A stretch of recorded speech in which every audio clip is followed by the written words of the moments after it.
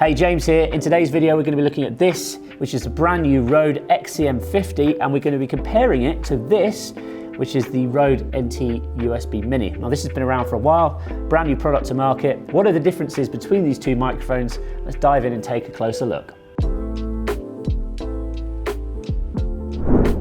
Hello, my name's James Mulvaney. I'm founder of Radio.co, Podcast.co, Matchmaker.fm and Q Podcasts. On this channel, you'll learn about all things audio, stuff like audience growth strategies, radio and podcasting hacks, presentation techniques, gear reviews, and more. There's new videos released every Friday, so click that subscribe button and turn on your notifications.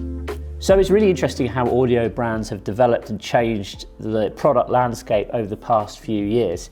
USB microphones sort of first made an appearance around 10 years ago, and Røde have always been kind of at the forefront of this. And they've recently just launched a new brand, a sort of spin-off brand, which is Røde X. Now, as part of this new lineup, they've introduced this microphone, which is the XCM 50, which has pretty much identical specifications to this microphone, which has been around probably for like 4 or 5 years. This is the Røde NT USB.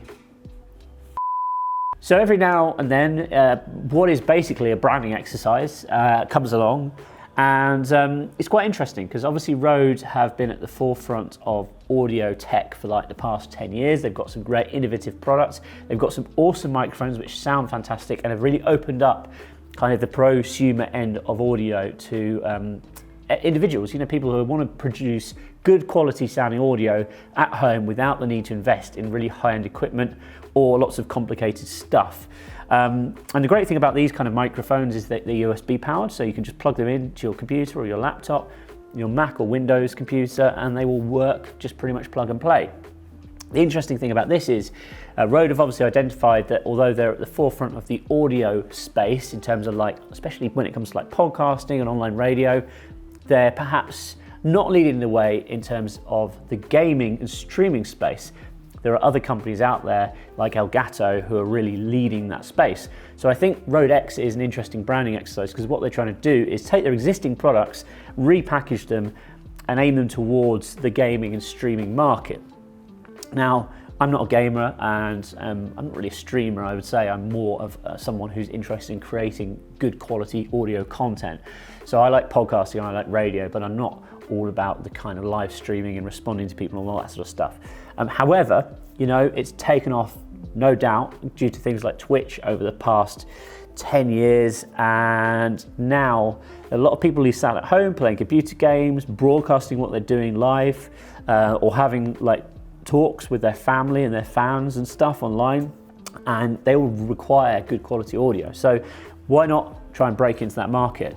But fundamentally, this is a repackage of an existing product. If you look at the specs of the NT USB Mini and the brand new Røde X microphone, they're fundamentally the same product. There are a couple of minor differences.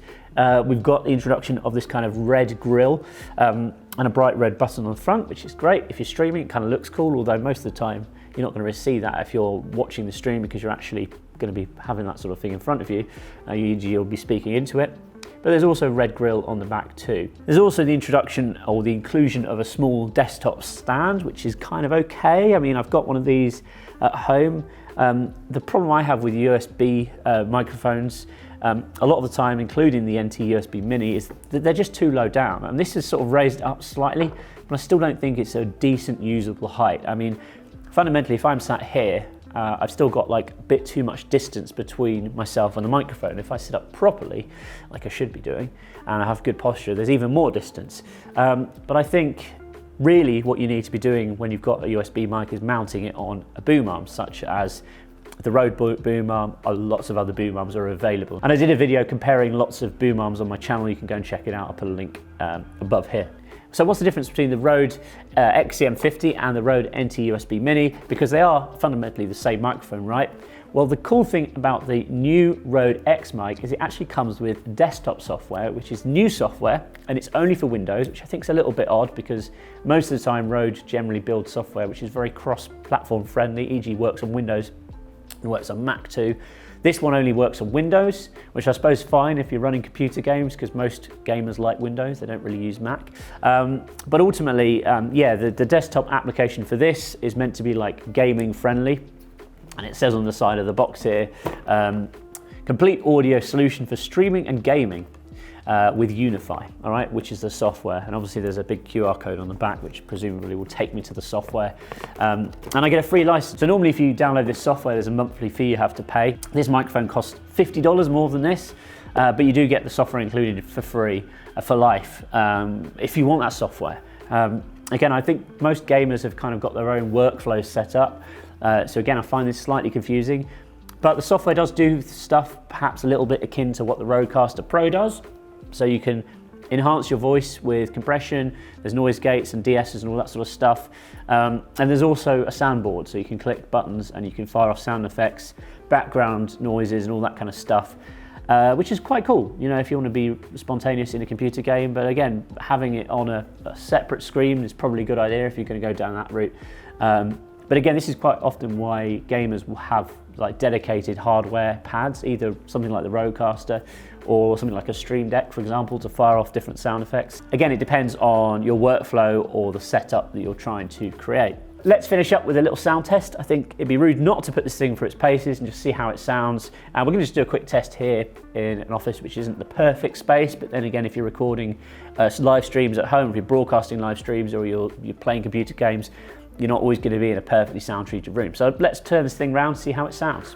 Okay, so now you can hear me, and this is what I'm sounding like when I'm coming through the XCM 50 by Røde.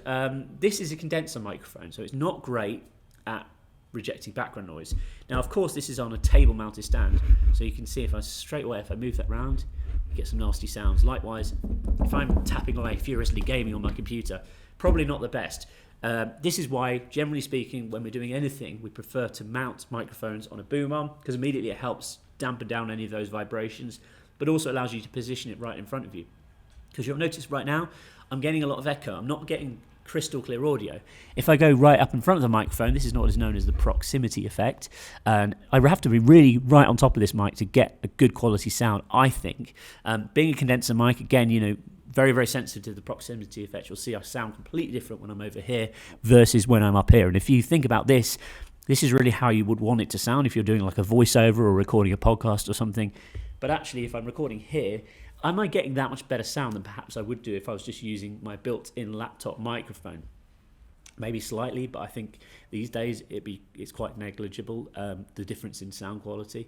So as I say, to get a good quality sound, if you're doing, especially doing a live stream, you want to be really close into the mic, which is why I say use it with a boom arm. Okay, so to summarize, who do I think the XCM 50 is for? I don't think it's really aimed towards the podcasting or radio market. I do think it's aimed towards the gaming and streaming market. So perhaps if you've got like a teenager who's looking for something like an all-in-one package that they can use to get started broadcasting or get started with their streaming or gaming and slightly increase the quality of their audio, then I would suggest to go and consider this. It comes in a nice neat little box, perfect size to fit under your Christmas tree, as it is coming up to Christmas now. And you know, if you want to just step up from your sort of standard built-in microphone on your computer or your laptop, this thingy will do a great job at that. But let me know in the comments below if you think they're good. Perhaps you're going out and going buying one of these, or you think about buying one for someone else. Love to know in the comments. Hey, before you go, let's connect on LinkedIn. I'm always posting interesting content like this over on my LinkedIn channel, and it'd be cool to hang out. So go to jamesm.com/connect, click on LinkedIn, send me a connection request. Once we're connected, send me a message, say you came over from this video, and I'll send you some cool things for free. Sound fair? Well, head to jamesm.com/connect and connect with me on LinkedIn, and I'll see you over there.